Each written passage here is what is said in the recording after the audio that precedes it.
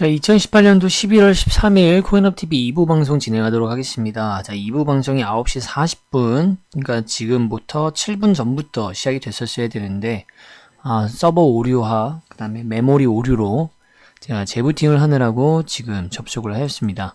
목소리 테스트 후에 바로 진행하도록 하겠습니다. 제가 지금 말씀드리는 게 내용이 안 나갈 수도 있기 때문에 다시 한번 반복 안내 드리겠습니다. 코인업TV 2018년도 11월 13일 2부 방송 진행 중이고요. 2부 방송은 종전과 같이 9시 40분에는 시작이 돼야 되지만 현재 서버 오류와 등등의 문제로 조금 늦게 시작됐습니다. 그래서 9시 47분 현재 스트리밍이 시작되고 있고요. 바로 목소리 테스트만 확인한 후에 바로 진행하도록 하겠습니다.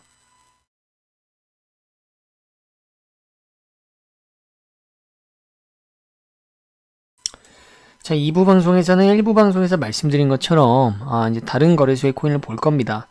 다른 거래소 코인도 이미 제가 여러분들한테 설명을 충분히 했었던 캐셔레스트의 캡코인이라는 것을 여러분들한테 말씀을 드렸고요. 자, 캡코인의 차트입니다. 캡코인은 참 애증의 코인이에요.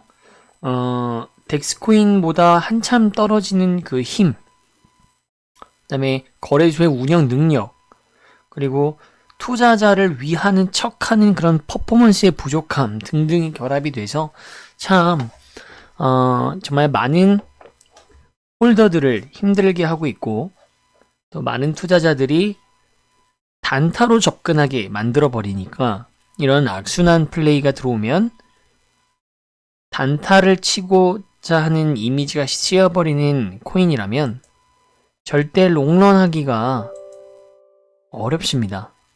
작년에 리플 혹시 한번 생각해 보시면 더 쉽습니다. 리플이 300원이라고 하는 고정적인 이미지가 있었을 때 어차피 오르지는 않고 등락은 있고, 그러니까 단타로만 접근하자. 그래서 한 틱 뛰기, 두 틱 뛰기, 많이 올라야 10틱 뛰기, 이러다 보니까 어떻습니까? 매수벽도 많지만 매도벽도 무지하게 많아서 그걸 걷어내는데 정말 오랜 세월이 걸렸다라는 것이죠. 그것과 마찬가지로 캡코인이 그러한 상황입니다. 그러한 상황이고, 지금 차트는 그 중에 일부분이에요. 최고점이 지금 현재 1.25원으로 나와 있는 차트를 여러분들은 저랑 보고 계십니다. 1.25원으로 나와 있는 코인을 보고 계시는데, 실제로 이 캡코인의 최고점은 1.2원이 아니라 2.2원대입니다.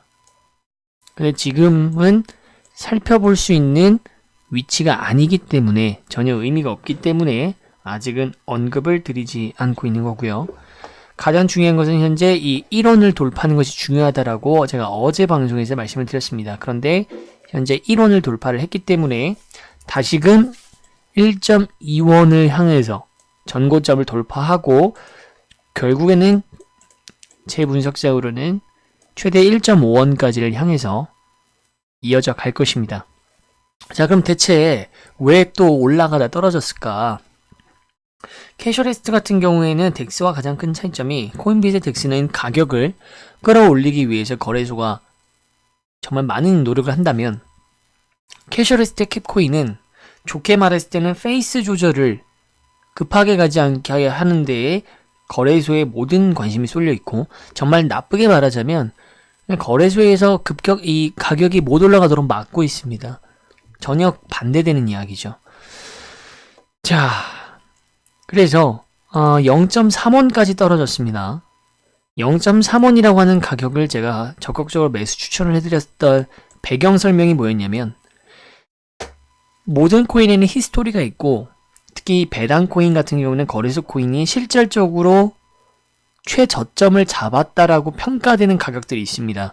일부에서 말씀드렸던 덱스코인 같은 경우에는 0.5원이 공시지가지만 실질적으로는 제가 40원에서 50원이 일반 투자자가 거머쥘 수 있었던 물량의 최저점이다. 마찬가지로 캐셔레스트의 캡코인도요. 실질적으로 가장 저점에 잡았다고 할 수 있는 분들이 0.3원에서 0.4원대거든요. 그런데 그 가격을 다시 돌아온 겁니다. 다시 원점이 됐기 때문에 이 이상 내려갈 수가 없다. 그래서 0.3원과 0.4원대에도 제가 매수 여부를 추천을 드렸고, 이때 사신 분들은 당연히 가격이 3배에서 4배 정도 오르는 기염을 토했고, 이 상승선은 또 재밌게도 덱스코인이 상승하던 주기와 마찬가지로 같이 맞물려 왔습니다.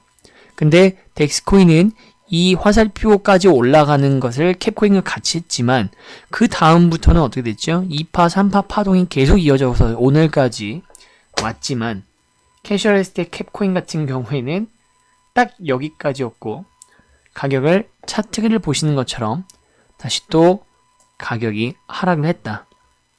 이 이유는 아까도 말했지만 거래소가 찍어 눌렀기 때문인데 그 배경이 있습니다.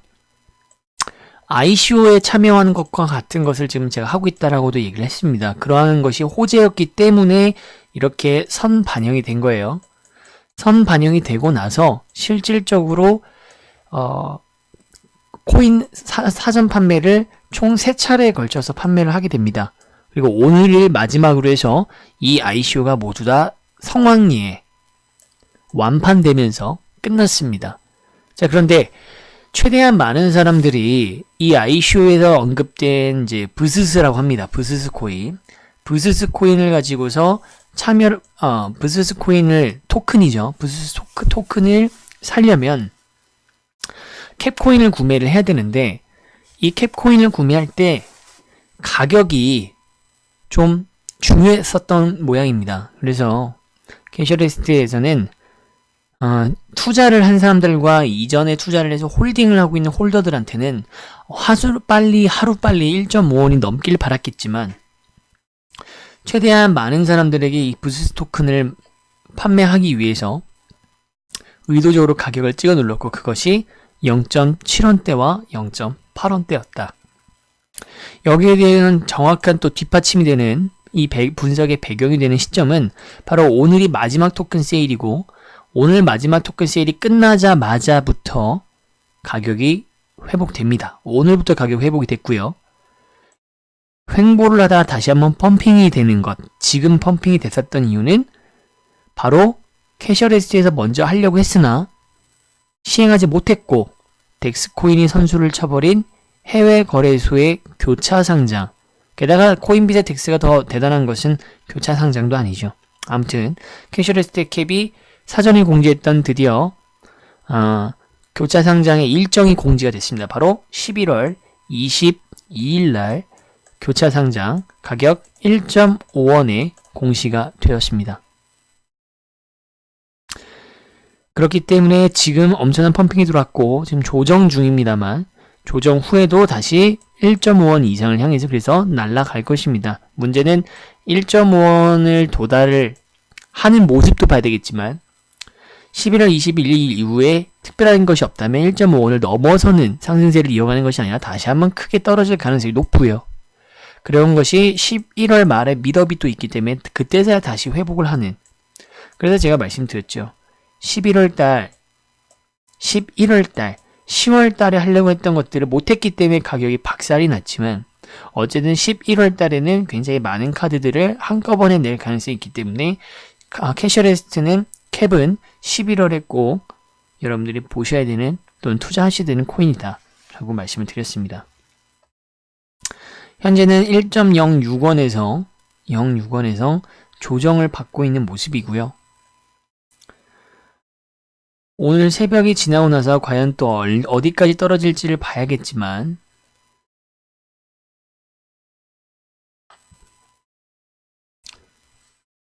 일단 1원을 지키느냐 못 지키느냐 그냥 중요합니다.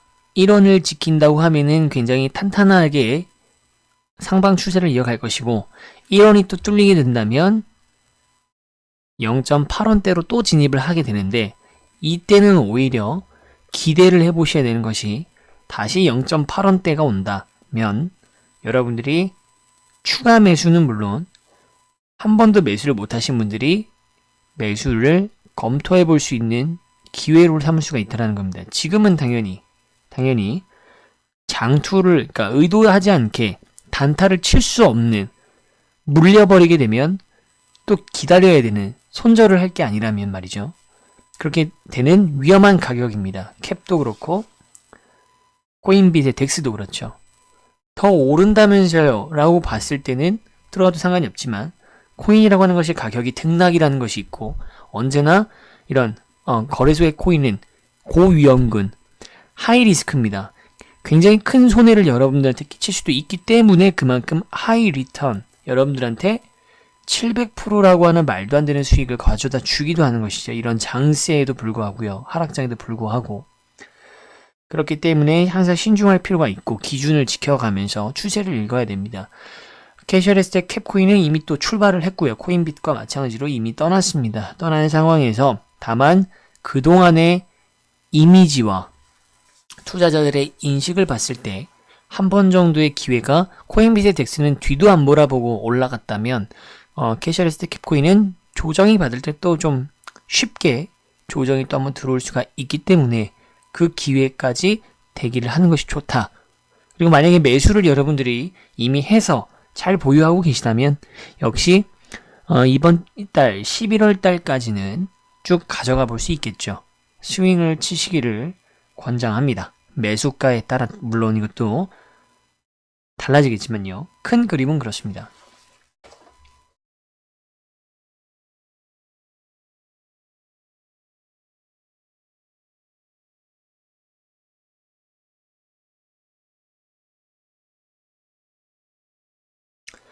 자, 이번에는 다른 거래소, 제일 먼저 코인빗의 덱스와 같은 신화를 썼었던, 지금은 이제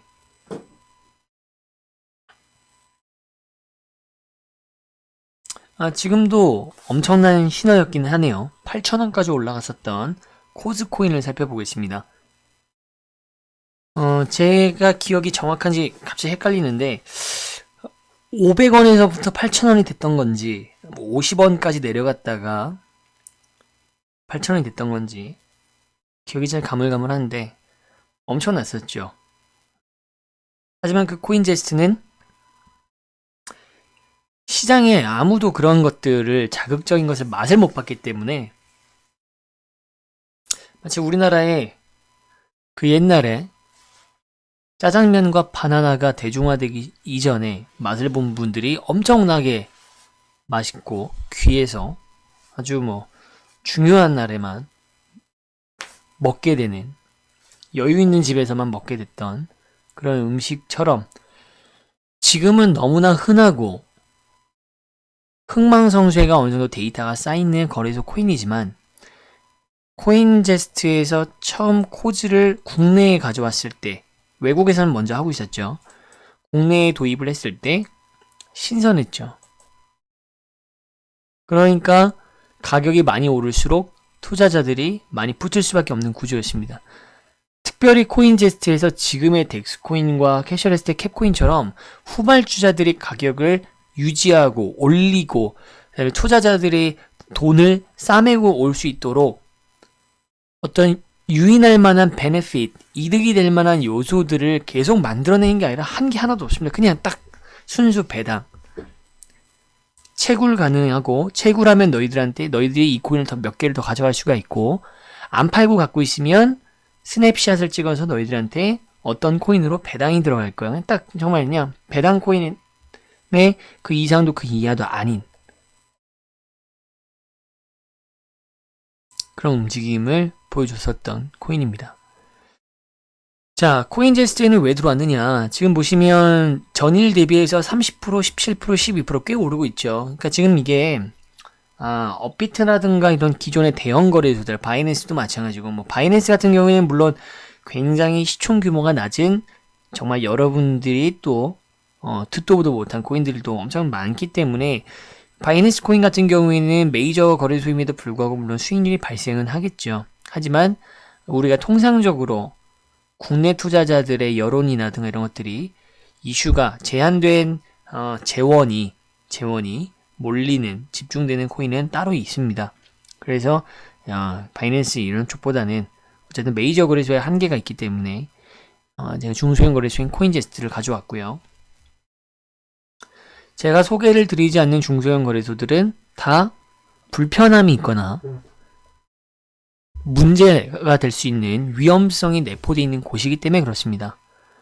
예전에도 제가 다시 한번 말씀드리지만 방송에서 이미 언급을 코인제스트와 캐셔리스트와 그리고 코인빗을 제외하고도 제가 몇 군데를 더 말씀을 드렸었어요. 또 제가 조직도를 그려가면서 설명을 드렸었는데 지금 오늘 살펴본 3개의 거래소 말고도 알트메카,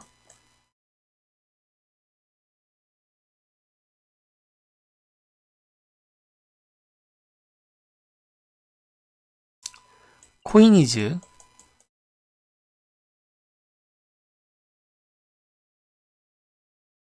비트소닉,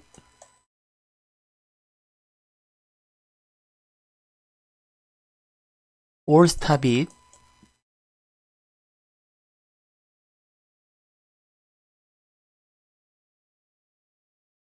등 정도가 더 있습니다. 이거 외에도 더 있어요. 아니 뭐 그런 코인원이라든가 아니면 코인제스트라든가 코인네스트, 지금 보는 건 코인제스트죠. 코인네스트 김익환 대표, 우지한 친구이자 동문이자 형벌이란다. 금고 이상의 형이 확정받은, 그죠? 사기죄부터 시작해서 코인제스트, 그리고 코인원,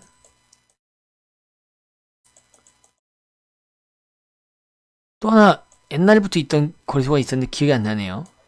이거 말고도 뭐 코빈후드, 후오비 코리아, 너무 많죠. 근데 이런 것들 말고요. 이건 옛날에 작년에도 있었던 것들이고 올해 나왔던 지금 주로 살펴보고 있는 이런 느낌의 코인, 이런 느낌의 거래소들이 더 있는데 안 살펴보는 이유는 불편하거나 큰 메리트가 없거나 오히려 위험성이 더 크기 때문에 그렇습니다. 그래서 중소형 거래소의 이 메타가 트렌드가 언제까지 이어갈지, 결국 이제 업비트한테 모든 게 키가 넘겨져 있죠. 코인빗을 제외하고서는 업비트가 재개되는 순간 지금 업비트가 겪고 있는 물량의 딸림을, 유동성의 가뭄을 중소형 거래소들이 다시 경험하게 될 겁니다. 아직은 그 전이기 때문에 업비트 등에서보다 더 좋은 수익률이 중소형 거래소에 기회가 있지요. 근데 이제 오늘 살펴볼 것은 코즈를 살펴볼 것은 아니고요. 저번에 말씀드렸던 페트로는 저번에 한번 언급을 드렸습니다. 그래서 아직 살펴볼 단계는 아니고, 넥시코인이 이제 그나마 또 인기가 있죠. 넥시코인 같은 경우에 지금 차트가 1시간 본 기준으로 2배가 올랐습니다. 많이 올랐죠. 2배의 수익률. 업비트에서 최근에 가장 많이 오른 수익률이 50%입니다, 여러분들. 그런데 덱스코인은 현재 790%, 캐셔리스트의 캡코인도 400% 수익이 났는데 넥시도 100% 수익이 났다라는 것이죠. 그러니까 유동자금이 더더욱 업비트로 갈 수가 없는 겁니다. 다 바깥에 맴돌 수밖에 없는 것이죠. 수익률이 이렇게 차이가 나고 누구는 돈을 버는데 누구는 돈을 못 버는, 정확하게 여기서 추세를 정확하게 읽어서 선점하는 자와 아닌 자가 갈리죠. 대상승장, 작년 연말 되면요, 차트 분석하시면서 분할 매수 지키시면서 투자 원칙들 가지고 계시면서 정보 분석하고 그러면서 하신 분도 계시겠지만 대부분들은 어떠셨나요? 다들 안 그러셨어요. 그냥 블록체인이라고 하는 되게 추상적인 개념을만 가지고서, 이름도 되게 멋있지 않습니까? 블록체인. 이게 미래의 어떤 신기술, 그런 느낌. 그리고 무엇보다 사면 뭘 사든 몇 배씩 가격이 올랐기 때문에 그때는 이런 것들이 중요하지 않았죠. 그런데 지금은 무엇을 선택을 했느냐에 따라서 수익률도 전혀 천차만별이고, 시장이 안 좋을수록 수익이 낼 수 있는 방법, 정보, 분석 그런 것들을 최대한 여러분들이 가까이 하셔야 됩니다. 그래서 제 방송을 잘 보셔야 되는 것이고 또 유료회원 서비스를 듣는 분들이 꾸준히 수익을 발생하시는 것이죠.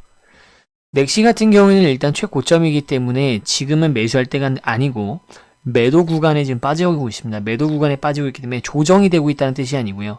매도 구간이라고 하는 것은 매수 구간이 끝나면 빛이 끝나면 어둠이 찾아오고 어둠이 끝나는 곳에 빛이 있듯이 정말 자연적인 시장의 논리를 의미하는 것이고 지금까지는 매수세 위주로 끌고 왔기 때문에 넥시가 다른 거래소 코인은 여기 코즈라는 코인이 있습니다. 이미 코인 제스트에 넥시가 그런 그런 개념이 아니기 때문에 지금부터 시작이야 다른 코인들처럼 이렇게 볼 수 있는 건 전혀 아니죠.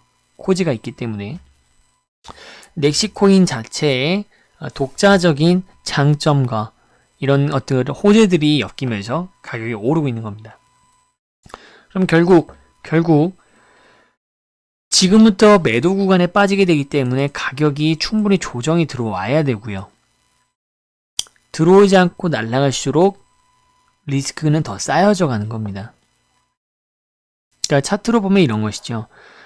지금 이 상황에서 이만큼 빠지고 그걸 반등을 하고 하면서 파동을 그려나가는 것하고 빠져야 되는데 빠지지 않고 매수세로 어거지로 붙이는 게 바로 트랜스포메이션이라고 했는데 이제 특포가 발생을 해서 빠지려고 했던 것이 호재가 발생을 했든 아니면은 뭔가 외부에서 험해수로 가격을 밀어붙이든 간에 그냥 이렇게 올라가면 그 다음에 이때 골맞던 상처가 제때 외과적인 수술이 없다면은 떨어질 때는 엘리엇 파동의 변수만큼 빠지는 게 아니라 더 심하게 빠진다라는 것이죠. 그래서 리스크가 더 올라가는 거다라고 말씀드린 겁니다. 그래서 무작정인 상승도 무작정인 하락도 좋은 것은 없습니다. 그것은 덱스도 마찬가지죠. 자, 그래서 지금부터 빠지게 된다고 한다면 지지선이 현재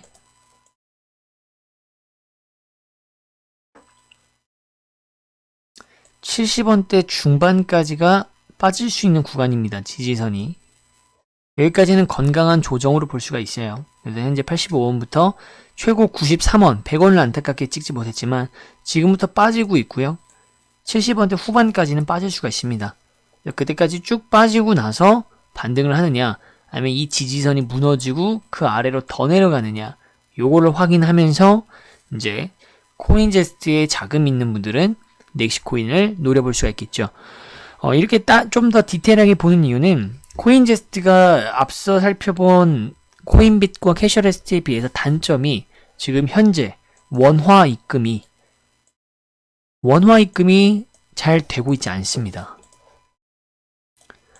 그러니까 금지가 되거나 아예 안 되는 것이 아니라 굉장히 불편합니다. 원화 입금이. 세모와 같은 표시입니다. 굉장히 불편하고 중소형 거래소에서 이만한 악재가 없습니다. 여러분들. 원화가 안 되는 것. 캐셔레스트의 캡코인 대표적이었죠. 굉장히 불편합니다. 왜냐? 그러면 대부분이 코인을 가지고서 여러분들의 거래소나 여러분들의 개인 지갑, 마이더 월렛에 있는 이더리움 같은 것들을 이 거래소의 지갑을 부여받아서 여러분들 코인을 보내서 그 코인을 다시 현금으로 환전해서 사시면 되겠죠. 이더리움 같은 경우에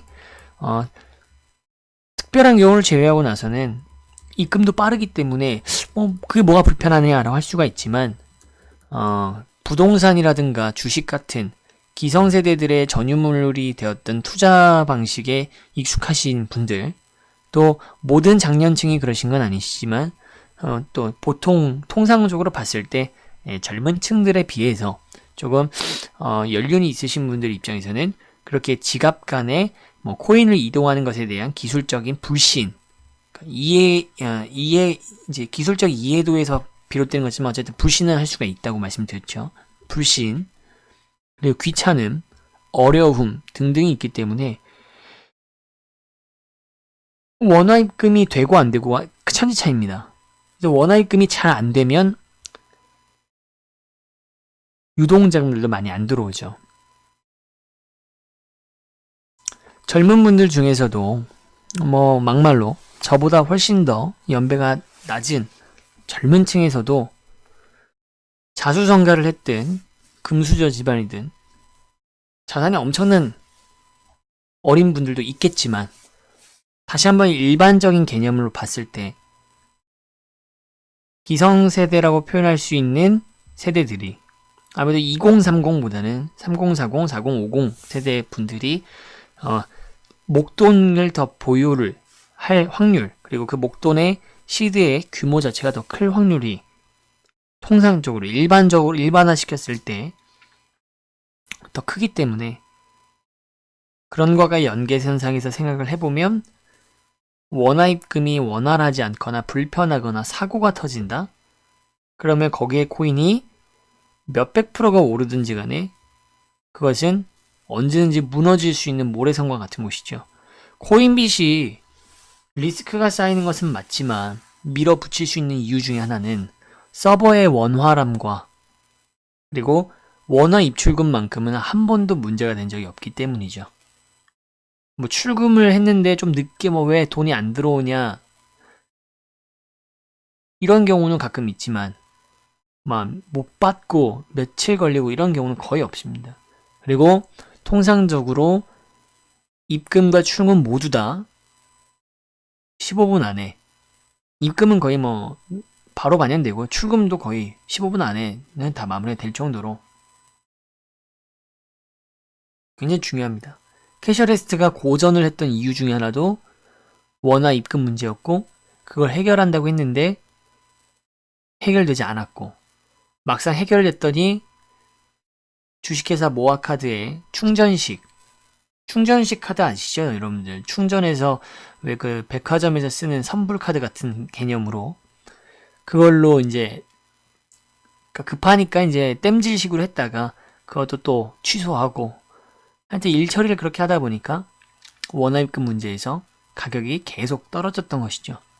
그래서 코인제스트 같은 경우에는 안타깝게도 아직 제가 알기로는 방송 전에 확인을 업데이트를 안 했습니다. 저번 주 주말 기준으로 원화입금이 여전히 원활하지 않기 때문에 그 점 때문에 이제 코인빗이나 캐셔레스트에 비해서는 조금 늦게 설명을 드렸던 부분이고요. 넥시코인이 어쨌든 간에 이제 빠져야 되는 부분이기 때문에 빠지고 나서 70원대 후반대의 양상을 보고 다시 사느냐 마느냐 따져볼만 하고 예전에 말씀드린 것처럼 페트론이라고 하는 코인은 역시 올해 한 달 반 정도 남았는데 올해가 한 달 반 정도 안에 스윙으로 가져가기에 적합한 코인이라고 분석되고 있습니다. 나머지 코인들은 큰 메리트는 없습니다. 지금 큰 메리트가 여기에 지금 수익이 발생하는 것 같죠? 7% 수익, 6% 수익 발생하는 것 같지만 실질적으로 가면은 이 전일 대비 24시간 기준의 변동률을 나타내는 것이지 여러분들이 이런 거에 또 속으면 안 되는 것이 업비트를 그래도 많이 사용하시는 분들은 좀 익숙해지신 개념이겠지만 이게 전일 대비해서 시세, 종가, 시가 이런 걸로 이제 맞추는 것이지 정말로 우리가 단순하게 수익이 지금 발생하고 있다 이렇게 개념을 잡아서는 곤란하거든요. 함정이기도 합니다. 넥시 같은 경우에는 옳은 게 맞죠. 옳은 게 맞지만 파워레저라든가 파워레저 얼마 전에 200원도 가고 있었는데 업비트 같은 데서 지금 183원이잖아요. 근데 플러스 7.65라는 것은 7% 마이너스인 상태에서 올랐다라는 뜻도 되겠지만 24시간 동안 계속 왔다 갔다 하죠. 파워레저 가격이 180원 됐다가 185원 됐다가 왔다 갔다 그냥 딱 거기 뭔가 가격적으로 변화했다고 상승했다고 단타로 진입을 해서 단타 수익을 냈을 거라고 할 수 있는 변동률은 전혀 아니라는 겁니다. 이것은 그냥 지나가다 말씀드린 거고 조금 어려우실 수도 있으니까 어려운 것들은 빼고 어쨌든 어떤 코인이 지금 잘 될 것인가 그리고 어떠한 위험성이 있는가 더 나아가려면 어떤 가격대에 도달해야 되는가를 지금 가장 핫한 코인제스트는 사실 그 대열에 끼긴 좀 애매하지만 아무튼 위험성 없이 여러분들이 신뢰하고 쓸 수 있는 중소형 거래소 중에서 퓨어빗 사태가 있었으니까요. 퓨어빗 거래소 사태가 있었으니까 그것을 감안했을 때 안정성과 그리고 가장 역대 최고 어떤 지금 코인보다도 수익이 나고 있는 이제 캐셔리스트와 코인빗 그리고 코인제스트를 소개를 드렸습니다. 비트코인하고 이제 업비트의 원화 알트코인들은요, 안타깝게도 아직 그러니까 방향, 추세는 제가 이전에 분석해드린 것과 똑같습니다. 가격적으로 여러분을 만족시키려고 할 겁니다. 그런데 그 때가 아직 셋업 상태에서 쭉 아직 횡보, 수렴 이렇게 가고 있는 상황이니까 아직은 뭐 특별히 살펴볼 것은 없고 업비트에서 굳이 이제 여러분들 원화 알트코인을 분할 매수하겠다고 한다면 조금 뭐 하루 단위로 단타로 보는 게 아니라 조금 더 시간을 투자해서 스윙의 개념으로 보면 장투로는 접근하지 말라고 말씀드렸습니다. 리플 제외하고는 장투가 효과를 정확하게 누릴 수 있는 시장 장세 분위기는 아니기 때문에 짧게 가져가되 어느 정도 시간을 좀 넣는 그런 관점에서 씨앗을 뿌리는 것이 업비트에 필요합니다. 그래서 업비트의 신규 재개 정말 얼마 안 남았지만 올해 안에 가능할 것이라고 제가 알고 있는 정보 속에서는 그렇기 때문에 기대를 해봐도 좋을 것 같습니다.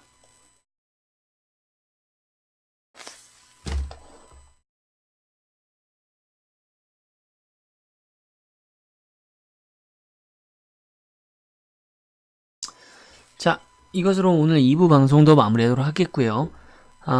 매일매일 수익이 지금 발생하고 있어서 모니터링을 하는데 너무 많이 시간을 많이 뺏기고 있는 것도 사실이지만 고점에서 매도를 시켜드려야 되기 때문에 저는 이제 전업 입장에서 전문가 입장에서 거의 모니터링을 하고 있습니다. 그래서 덱스코인의 이제 향방 수익을 더 보느냐 안 보느냐 이런 것도 재밌는 포인트가 되겠지만 그냥 제3자 입장에서 봤을 때 객관화시켜서 봤을 때도 과연 어디까지 이 광기가 갈 것인가 그리고 이 광기가 만약에 흩어지게 된다면 어디로 흘러 들어갈까 이 강렬한 에너지와 막대한 자금들이 이런 거를 살펴보시는 재미가 있으니까 항상 관심을 갖고 보실 필요가 있겠습니다. 내일 또 이 시간에 저녁 9시에 여러분들한테 다양한 소식과 그다음에 수익적인 수익에 도움이 될 수 있는 정보들을 소개하도록 하겠습니다. 고생하셨습니다.